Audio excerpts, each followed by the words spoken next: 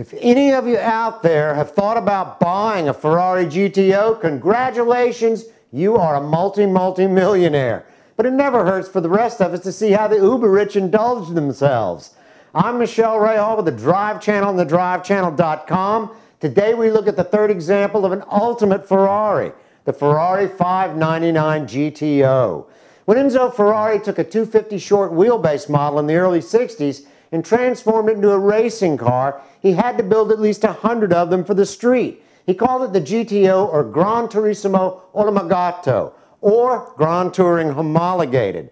The rules for racing at that time required that to compete in the World GT class, you had to build a specific number of them for the street. That rule still applies today, but it's just higher. Well, Enzo Ferrari, being who he was, actually took the production numbers out of sequence. There were 39 examples of this first GTO built. I was lucky enough to have driven one a number of years ago. Suffice to say, this car was a brute, and it also won a hell of a lot of races in its day. Ferrari never envisioned that the GTO nomenclature would become the most sought-after street Ferrari ever made. He was sparing when it came to offering them up for sale. These were special cars for a select group of special people. Nick Mason, Pink Floyd's drummer, is one of them. Only 3 models of the GTO have been built so far: the 250 GTO, the 288 GTO, and the new 599 GTO.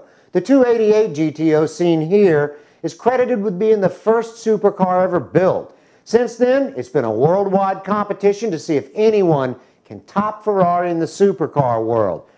Give me a break. This is Ferrari, period.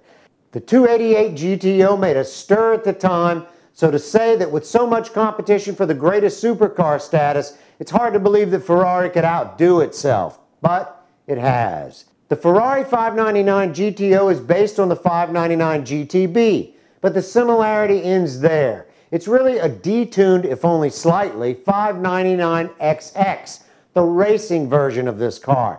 No matter, it is still a car that commands your full attention, and it's not one that you'd want to drive to the grocery store, much less hand the keys to the valet.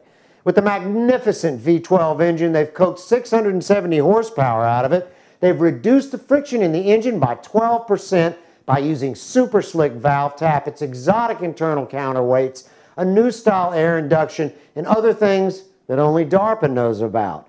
The handling, a 6-speed sequential robotic Formula One style paddle shifter, a heads-up display known as Virtual Race Engineer, and the Freddy Krueger device known as the button.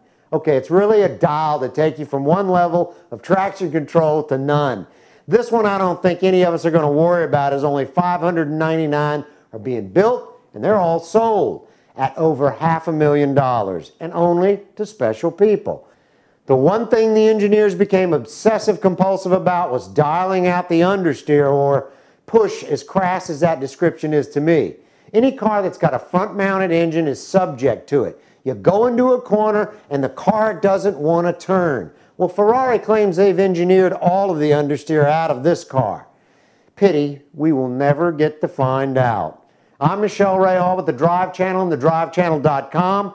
Next episode, we take a look at something just as stratospheric, the Porsche 918 RSR.